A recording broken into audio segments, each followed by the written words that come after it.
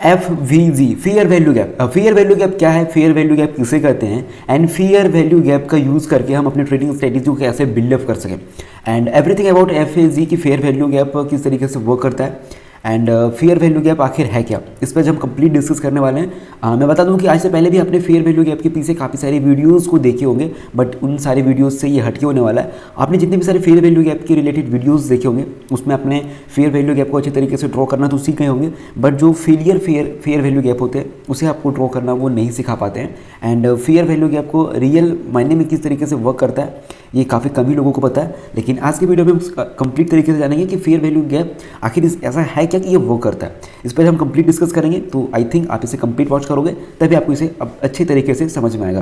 तो चलो वीडियो को स्टार्ट करते हैं बिना किसी टाइम वेस्ट किए।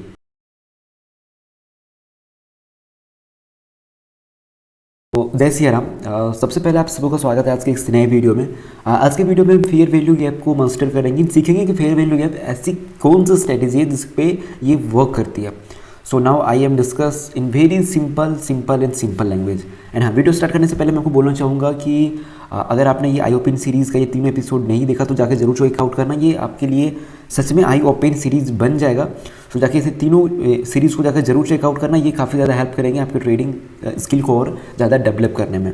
एंड हाँ, मैंने एक चीज़ नोटिस किया है कि जो पिछले वीडियोज़ मैंने अपलोड किए उसमें जो ऑडियंस रिटेंशन है वो केवल 4%, यानी कि वीडियोज़ के लास्ट में केवल 4% लोग ही उसे कंप्लीट वॉच करते हैं एंड फिर बाद में फिर वही ब्लेम करते हैं, कुछ समझ में नहीं आया।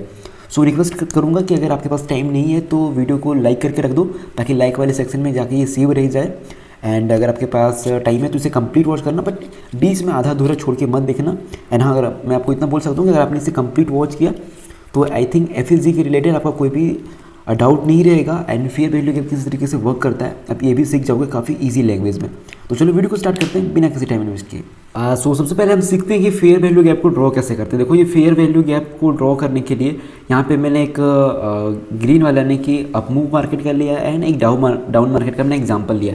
देखो, फेयर वैल्यू गैप अगर आप देखोगे तो इस कैंडल की जो फर्स्ट कैंडल का हाई होता है एंड थर्ड कैंडल का जो लो होता है वो एक दोनों के साथ यानी कि कंबाइन नहीं हो सकते, या फिर दोनों एक दूसरे का लिक्विडिटी ना ले उस पोर्शन पे होते हैं। अगर इस कैंडल का जो विक है अगर यहाँ तक होता लाइक दिस तो ये फेयर वैल्यू गैप नहीं होता, ये सिंपली जिस तरीके से चार्ट होता है उसी तरीके से चार्ट होता। ये यहाँ तक है यानी कि इन दोनों कैंडल के बीच थोड़ा सा गैप है, डैट मीन्स ये फेयर वैल्यू गैप है। अगर ये भी अगर यहाँ तक होता तो इस पोर्शन पे भी ये फेयर वैल्यू गैप नहीं होता। यानी कि जो कुल मिला के बात ये है कि ये जो फर्स्ट कैंडल का हाई होता है एंड थर्ड कैंडल का जो लो होता है, इन दोनों का जो कंबाइन है वो एक दोनों लिक्विडेट ना हो जाए। मतलब मेरे कहने का ये मतलब कि दोनों लिक्विडेट ना हो जाए। अगर ये कुछ यहाँ तक है एंड ये कुछ यहाँ तक है तो यानी कि इस कैंडल का हाई एंड इस कैंडल का हाई का जो लिक्विडिटी है इस कैंडल के लो ने कंप्लीट ले चुका है। तो ऐसा नहीं होना चाहिए, ये कैंडल का लिक्विडिटी यहीं तक रहना चाहिए एंड इस कैंडल का लिक्विडिटी यहीं तक होना चाहिए। As it is down trend में भी होता है, अगर मार्केट इसका अगर विक यहाँ तक होता एंड इसका यहाँ तक होता तो देखो इस कैंडल ने इस कैंडल का जो विक है विक के थ्रू इसका लिक्विडिटी ले चुका है, यानी कि ये फेयर वैल्यू गैप नहीं रहा। लेकिन अगर यही कुछ इस तरीके से है तो डैट मीन्स ये फेयर वैल्यू गैप है। और फेयर वैल्यू गैप को ड्रॉ कैसे करते हैं, देखो सिंपल सी बात है। पहले कैंडल का हाई एंड तीसरे कैंडल के लो को हम मार्क करेंगे, ठीक है। तो पहले कैंडल का ये हाई हो गया, तीसरे कैंडल का ये लो हो गया एंड यहाँ पे क्या करेंगे हम इस एरिया को जो यहाँ पे मैंने ड्रॉ किया इसे मैं थोड़ा एक्सटेंड कर दूंगा लाइक दिस, एंड ये हो गया हमारा फेयर वैल्यू गैप का एरिया। बिल्कुल इसी तरीके से हम ड्रॉ करेंगे डाउन ट्रेंड के लिए, पहले कैंडल का लो एंड तीसरे कैंडल का हाई। एंड यहाँ पे देख सकते हो ये भी हमारा हो गया फेयर वैल्यू गैप। यहाँ पे हमने सीख लिया कि फेयर वैल्यू गैप को ड्रॉ कैसे करते हैं। अगर आपको समझ में नहीं आया तो फिर से वॉच करो एंड बढ़िया तरीके से इसे पहले समझ लो। सुनाओ, अब हम टाइम आ जाता है कि मार्केट में इसे किस तरीके से ड्रॉ करें। देखो, फेयर वैल्यू गैप आपको हर एक पोर्शन पे देखने को नहीं मिलेगा, ये देखने को मिलेगा या तो आपको इसके टॉप पे यानी कि कोई भी ट्रेंड का टॉप पे या फिर ट्रेंड के बॉटम पे। जस्ट एग्जांपल, यहाँ पे फेयर वैल्यू गैप को फाइंड करोगे तो यहाँ पे यहाँ पे भी फेयर वैल्यू गैप नहीं है, यहाँ पे भी फेयर वैल्यू गैप नहीं, बट यहाँ पे देखोगे तो फेयर वैल्यू गैप है। एंड हाँ, मैं आपको बता देना चाहता हूँ कि ये जो फेयर वैल्यू गैप है ये आपको मिनिमम 1 डे के टाइम फ्रेम पे अगर आप वर्क करोगे तो इसके जो विनिंग चांसेस होते हैं वो काफ़ी बेटर होते हैं, काफ़ी हाई होते हैं उसकी एक्यूरेसी। सो यहाँ पे मैं आपको 1 डे टाइम फ्रेम पे दिखाऊंगा एंड ये जो मैंने चार्ट ओपन किया है ये GBP JPY का है, ठीक है। तो एंड ये जो मैंने चार्ट ओपन किया ये लेटेस्ट चार्ट है, आपको दिखा दूँ यहाँ पे ये लेटेस्ट चार्ट है, यहाँ पे दिखा दो, देख लो नीचे कि 7 मार्च 25 का है ये, ठीक है। तो देखो यहाँ पे मैं क्या बात कर रहा था, फेयर वैल्यू गैप का।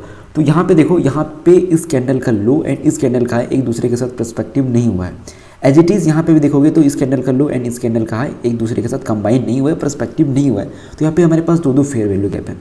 तो यहाँ पे हम कौन से फेयर वैल्यू गैप ड्रॉ करें, ये वाला फेयर वैल्यू गैप ड्रॉ करें, या फिर मैं आपको दोनों ड्रॉ करके दिखा देता हूँ, या फिर ये वाला फेयर वैल्यू गैप ड्रॉ करें। देखो जी, तो मैं एक बात बोलूँगा, फेयर वैल्यू गैप आपको वही ड्रॉ करना है जिस फेयर वैल्यू गैप में पोटेंशियल हो, यानी कि जिस फेयर वैल्यू गैप का जो फॉर्मेशन वो बड़े बड़े कैंडल के साथ हो, यानी कि फर्स्ट और थर्ड का जो कैंडल है वो काफ़ी बड़ी बड़ी कैंडल हो।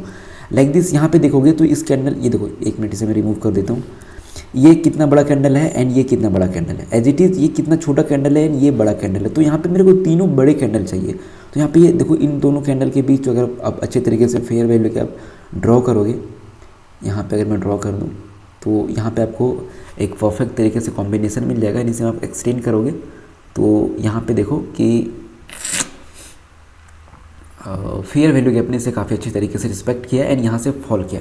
देखो, फेयर वैल्यू गैप एक तरीके से आप बोल सकते हो कि ट्रेंड कंटिन्यूएशन का एक सिंबल होता है, एक आप बोल सकते हो कि एरिया होता है। एंड एफएसजी एक तरीके का यहाँ पे लिक्विडिटी होती है, यानी कि मार्केट में काफ़ी ज़्यादा लिक्विडिटी होती है, सो डेट मार्केट इस पोर्शन पे आता है एंड लोगों को लिक्विडेट करके मार्केट कंटिन्यू करता है। देखो, आपके जो बड़े ट्रेडर्स होते हैं उसके मुंह से आपने काफ़ी बार सुना होगा कि ट्रेंड इज़ योर फ्रेंड, यानी कि आपको अगर कोई भी स्ट्रेटेजी आपको फॉलो करनी है तो वो ट्रेंड के साथ बनाओ, वो आपको बेटर रिटर्न देंगे, बेटर एक्यूरेसी रहेगी। सो मैं आपको रिकमेंड करूँगा कि इस स्ट्रेटेजी को अगर आप बैक टेस्ट करोगे तो ट्रेंड के साथ ही बैक टेस्ट करोगे। चलो मैं आपको चार्ट पे अच्छे तरीके से समझाता हूँ। यहाँ पे देखो, इस कैंडल का हाई इस कैंडल का लो पर्सपेक्टिव है, इस कैंडल का हाई इस कैंडल का लो पर्सपेक्टिव, बट इस कैंडल का हाई एंड इस कैंडल का लो पर्सपेक्टिव नहीं है। यहाँ पे ड्रॉ करो भाई, काम मस्त यहाँ पे आपको ट्रेड मिलता, काफ़ी मज़े से आप मज़े करते।